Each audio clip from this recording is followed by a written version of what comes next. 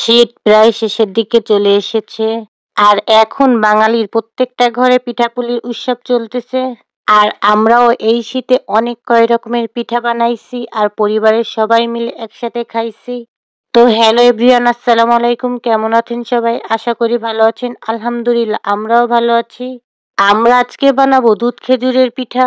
আমাদের পরিবারের সবাই এই পিঠাটা অনেক অনেক বেশি পছন্দ করি।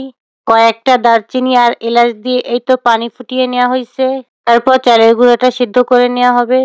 তো এই যে আমি আস্তে আস্তে করে চালের গুঁড়োটা দিচ্ছিলাম আর আপু অনবরত নাড়তেছিল। এই চালের গুঁড়োর সাথে সামান্য পরিমাণে ময়দাও কিন্তু দেয়া হয়েছে। চালের গুঁড়োটা কিন্তু সিদ্ধ করা হয়ে গেছে। এবার একটু নেড়ে ঢেকে দিতে হবে।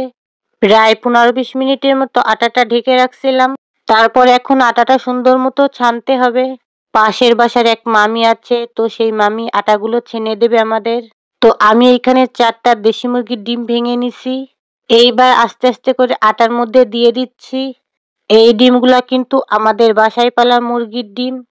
আমাদের কিন্তু অনেকগুলা মুরগি আছে।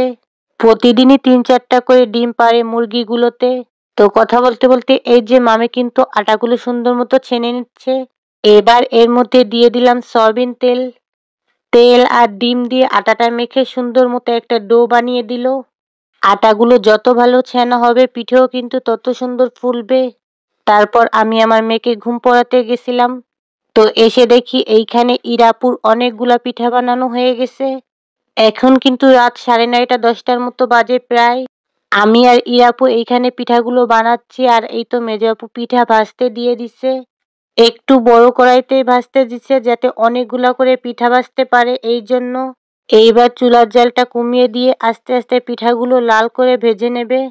তো এই দেখেন পিঠাগুলো ভাজার পর কিন্তু অনেক বেশি সুন্দর লাগতেছিল। তো ভাজা হয়ে গেছে, এখন পিঠাগুলো উঠিয়ে নিচ্ছে। পিঠাগুলো গরম থাকতে থাকতে দুধের মধ্যে দিয়ে দিল।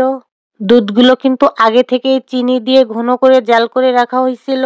কয়েকদিন আগেই কিন্তু ভিডিওতে দেখাইছিলাম যে আমার বড় আপু 5 লিটার দুধ পাঠাইছে। তো সেই দুধ দিয়েই কিন্তু এখন পিঠা বানানো হচ্ছে। এই পিঠাই কিন্তু অনেকে রসও দেয় দুধের সাথে, এই জন্য একে দুধ খেজুরের পিঠা বলে। ছোট আপুদের বাসায় গেছিলাম, তো ছোট আপু কিন্তু এই পিঠা বানাইছিল আমাদের জন্য। তো তখনও কিন্তু এই পিঠার ভিডিও শেয়ার করছিলাম আপনাদের সাথে। পিঠাগুলো কিন্তু দুধের মধ্যে সারা রাত ভিজবে, তারপর সকালে আমরা খাবো। তো এই যে সকালে উঠে মেজো আপু সবার জন্য পিঠা প্লেটে প্লেটে উঠিয়ে রাখছে। বড় আপুর বাসায় পাঠানো হবে, আম্মুদের বাসায় পাঠানো হবে আর আমরা খাবো। আবার পাশেও কয়েকজনকে দেয়া হবে। আজকে সকালের নাস্তায় আমরা এই পিঠা খাবো। তো আমাদের দুধ খেজুরের পিঠার রেসিপিটা কেমন লাগলো আপনাদের কাছে অবশ্যই কমেন্ট করে জানাবেন। মাশাআল্লাহ, পিঠাগুলো দেখেই কিন্তু মনে হচ্ছে অনেক সুন্দর ফুলছে। আর খেতেও কিন্তু অনেক অনেক বেশি মজা হয়েছে।